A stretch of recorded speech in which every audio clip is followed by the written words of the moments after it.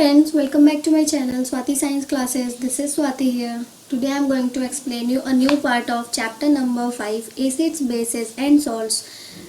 Second part. So friends, let's get started. Activity 5.4. The teacher is requested to get the following dilute chemicals from his/her school laboratory or from a nearby school.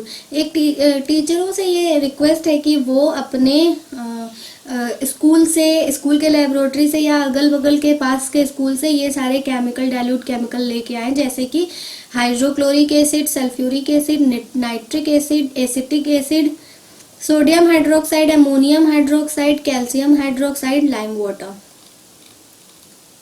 Demonstrate the effect of the three indicators on each of these solutions. Record your observation in table 5.5. ये 3 solution है. Effect of on litmus paper, effect on turmeric paper, effect on China rose solution. इन सब पे इन सारे acids का क्या reaction होता है वो आपको करना है आपके टीचर्स के हेल्प से, और उसके बाद से उस रिकॉर्ड को इस टेबल में फिल करना है. 5.3 Neutralization. We have learned that acids turn blue litmus red and bases turn red litmus blue. हमने ये पढ़ा है कि जो एसिड्स होते हैं वो ब्लू लिटमस पेपर को रेड कर देते हैं और जो बेस होते हैं वो रेड लिटमस पेपर को ब्लू कर देते हैं. Let us see what happens when an acid is mixed with a base. चलिए ये जानते हैं कि क्या होगा जब एक एसिड और बेस मिलेंगे एक दूसरे में. तो We are going to use an indicator you have not used so far. हम एक ऐसे इंडिकेटर का यूज करने जा रहे हैं जिसका आपने अभी तक इस्तेमाल नहीं किया है. It is called phenolphthalein. phenolphthalein नाम है इसका. Activity 5.5. Fill 1/4 of a test tube with dilute hydrochloric acid. आपको अपने एक टेस्ट ट्यूब लेना और उसका 1/4 हिस्सा जो है वो डाइल्यूट हाइड्रोक्लोरिक एसिड से फिल कर देना. Note down its colour. इसका कलर आपको लिख लेना है. तो जो हाइड्रोक्लोरिक एसिड है उसका जो कलर होगा वो होगा, या तो हम कह सकते हैं येलोइश, लाइट येलो, या फिर कलरलेस, ऐसा हम बोल सकते हैं इसका colour. Note down the colour of phenolphthalein solution also. तो फेनोल्फथेलीन का सॉल्यूशन का जो कलर होगा वो होता है पिंक. तो इसको भी आपको नोट कर लेना और इसका भी कलर आपको नोट कर लेना है. Add 2-3 drops of the indicator to the acid. अब हम एसिड में 2-3 ड्रॉप जो है वो इंडिकेटर का डालेंगे, यानी कि बेस का डालेंगे, फेनोल्फथेलीन का डालेंगे. Now shake the test tube gently. Do you observe any change in the color of the acid? तो आपको कलर कुछ दिखेगा चेंज. तो जब हम एसिड को बेस में मिलाएंगे तो वो मेरे ख्याल से हल्का पिंक हो जाएगा या पिंक हो जाएगा. Add to the acidic solution a drop of sodium hydroxide solution by a dropper. तो जो एसिडिक सॉल्यूशन बना है हमारे पास, उस सॉल्यूशन में हम एक ड्रॉप किसका डालेंगे, सोडियम हाइड्रोक्साइड का डालेंगे ड्रॉपर की सहायता से. Stir the tube gently. उसके बाद ट्यूब को हम धीरे धीरे हिलाएंगे. Is there any change in the colour of the solution. क्या हमें कोई चेंज दिखाई देगा. Continue adding the sodium hydroxide solution drop by drop. Sorry, मैंने यहाँ बोला था जो कि पिंक हो जाएगा वो अभी पिंक नहीं होगा, अभी सॉल्यूशन ऐसे ही रहेगा, कलर चेंज अब होगा यहाँ पे जब हम बेस मिलाएंगे एसिड में.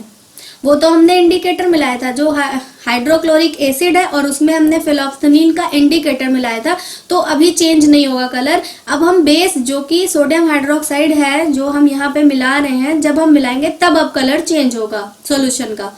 Continue adding the sodium hydroxide solution drop by drop while stirring till the pink color just appears.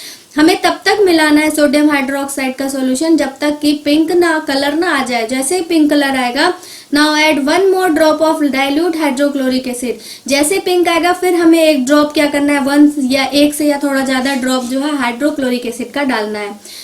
अब आप क्या देखते हैं, the solution again becomes colourless. तो क्या सॉल्यूशन का कलर क्या होगा, वो कलरलेस हो जाएगा.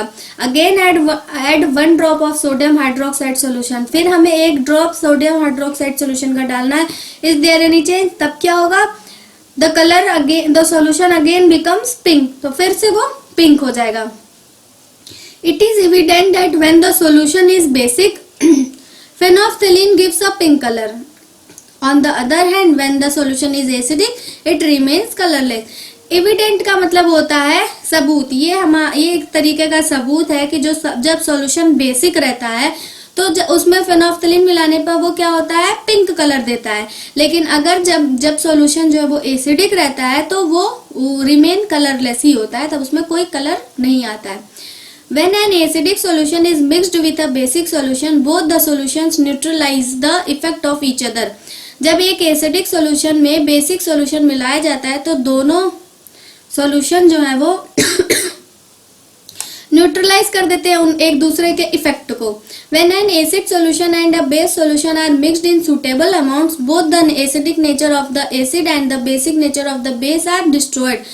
जब एसिडिक सॉल्यूशन और बेसिक सॉल्यूशन जो होते हैं, जब एसिड सॉल्यूशन और बेस सॉल्यूशन एक सुटेबल अमाउंट में, मतलब एक मात्रा में, जैसे एक एक ड्रॉप मान लीजिए फॉर एग्जांपल, एक एक ड्रॉप अगर मिलाएंगे एक अमाउंट में, तो वो दोनों ही क्या होगा, एसिड जो है वो nature of acid and the base of basic nature of the base are destroyed, दोनों ही का नेचर डिस्ट्रॉय हो जाएगा, खत्म हो जाएगा. The resulting solution is neither acidic nor basic, तो जो सॉल्यूशन हमें प्राप्त होगा वो ना ही एसिडिक रहेगा ना ही बेसिक रहेगा. Touch the test tube immediately after neutralisation. जब न्यूट्रलाइजेशन का प्रोसेस हो जाता है तब तुरंत आप उस टेस्ट ट्यूब को टच करिए. व्हाट डू यू ऑब्जर्व, आप क्या देखेंगे? In neutralisation reaction heat is always produced और इवॉल्व्ड. जब न्यूट्रलाइजेशन का प्रोसेस होता है, यानी कि जब एसिड और बेस को मिलाया जाता है, वही न्यूट्रलाइजेशन का प्रोसेस वहीं पे होता है, और तब क्या होता है, हीट प्रोड्यूस होती है, हीट निकलती है, उसमें से ऊर्जा निकलती है. The evolved heat raises the temperature of the reaction mixture, और जो मिक्सचर होता है, जब रिएक्शन होता है एसिड और बेस का, तो उस समय टेम्परेचर को जो है वो हीट रेज कर देती, इवॉल्व होता है, हीट ऊर्जा निकलती है और काफी ज्यादा गर्म हो जाती है टेम्परेचर. तो जब हम टेस्ट ट्यूब छुएंगे तो टेस्ट ट्यूब बहुत ज्यादा हीट रहेगी. In neutralisation reaction a new substance is formed. जब न्यूट्रलाइजेशन का प्रोसेस होता है रिएक्शन, तो एक नया सब्सटेंस बनता है. This is called salt. उसको क्या कहते हैं? सॉल्ट. सॉल्ट में भी एसिडिक, बेसिक और न्यूट्रल इन नेचर. सॉल्ट जो है वो एसिडिक भी हो सकता है, बेसिक भी होता है और न्यूट्रल भी होता है. This neutralisation can be defined as follows. इसलिए न्यूट्रलाइजेशन को ऐसे हम डिफाइन कर सकते हैं. A reaction between an acid and base is known as neutralisation.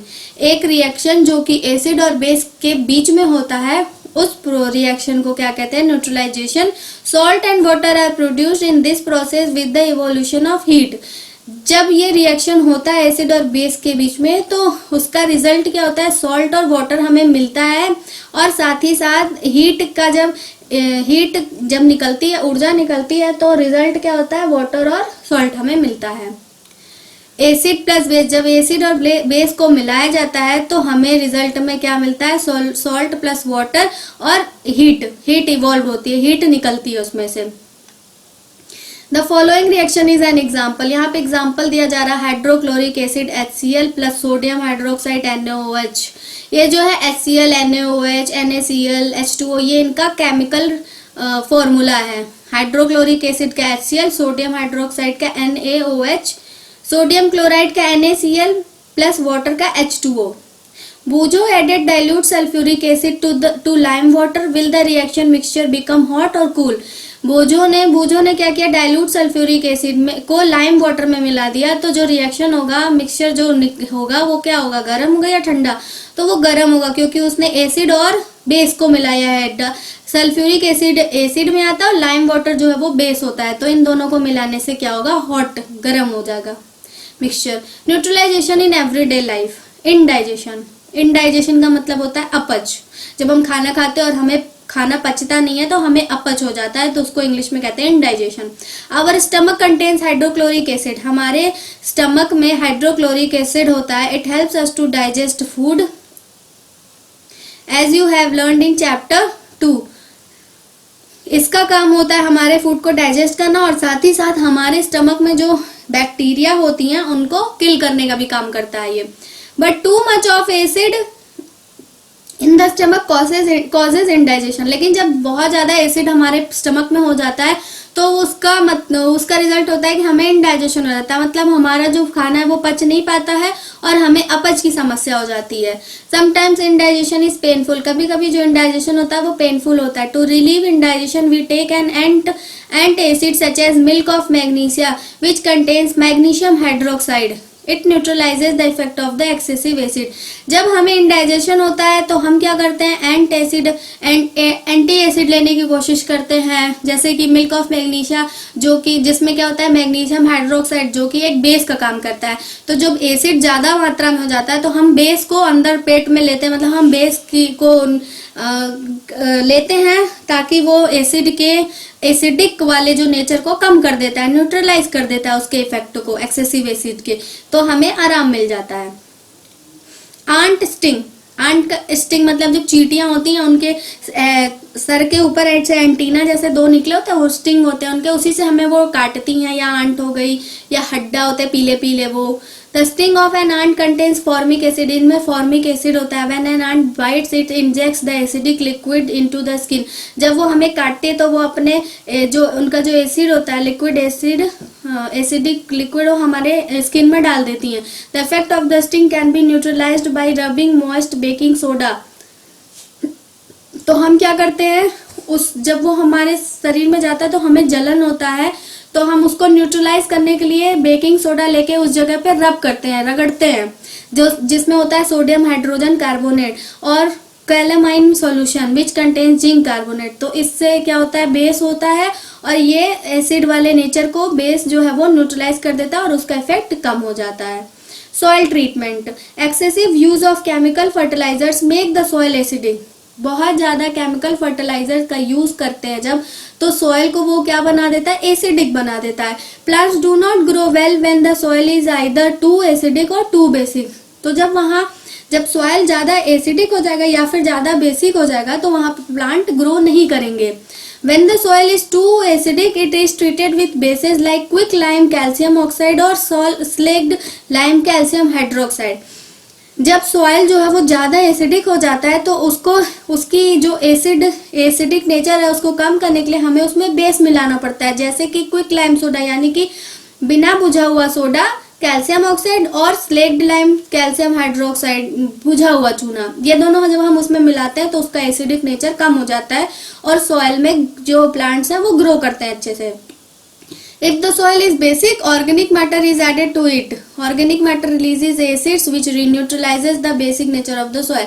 और जब सॉइल का नेचर जो है वो बेसिक हो जाता है, ज़्यादा बेसिक हो जाता है, तो हम उसमें एसिड ऐड कर देते हैं, ऑर्गेनिक मैटर ऐड करते हैं। ऑर्गेनिक मैटर जो है वो रिलीज करता है एसिड्स को और जो कि सॉइल में जाके बेसिक नेचर को सॉइल के वो न्यूट्रलाइज कर देता है और फिर वो सॉइल जो है उसमें प्लांट्स अच्छे से ग्रो करते हैं। Factory wastage, the wastage of many factories contain acids. जो भी वेस्ट निकलता है फैक्ट्री में से उसमें क्या होते हैं, एसिड्स ज़्यादा होते हैं। If they are allowed to flow into the water bodies the acids will kill fish and other organisms. अगर इन जो फैक्ट्री से जो वेस्ट निकलते हैं अगर हमें डायरेक्ट वाटर बॉडीज यानी कि जैसे तालाब, नदी या झीलों वगैरह में, इन सबों में अगर डाल दें हम डायरेक्ट, तो वहाँ पे ये एसिड इनमें इतना ज़्यादा होता है कि वो वहाँ जा करके सारी मछलियों को या फिर उसमें जो भी जीव जंतु जो पानी में रहते हैं उनको ये खत्म कर देंगे, मार देंगे। The factory wastage are therefore neutralised by adding basic substances. तो क्या होता है, फैक्ट्री के जो वेस्ट होता है उसको वाटर बॉडीज में डालने से पहले या फिर उनको फैक्ट्री से बाहर निकालने से पहले उसमें बेसिक कुछ ऐड कर देते हैं, बेस जो है ऐड कर देते हैं एसिड्स में और उसको न्यूट्रलाइज कर देते हैं ताकि वो आगे जाके कहीं भी फैक्ट्री से जब बाहर निकले वेस्ट फैक्ट्री के तो वो किसी भी जीव जंतु को या किसी भी चीज से को इफेक्ट ना करे, खराब ना करे। So friends, chapter number 5 acids, basis and salts यहाँ पे एंड हो रहा है। इसके आगे मैं आपको न्यू चैप्टर एक्सप्लेन करूंगी, इसके आगे मैं आपको इस चैप्टर का क्वेश्चन आंसर वर्कबुक डालूंगी, वो आप देखना। और अगर आपको कुछ भी ना समझ में आए तो प्लीज मुझे कमेंट करके मुझसे आप क्वेश्चन पूछ सकते हैं। प्लीज मेरे चैनल पर बने रहिए। अगर अभी तक सब्सक्राइब नहीं किया तो सब्सक्राइब कर लीजिए, फिर मेरे वीडियोस को देखिए। Thanks for watching.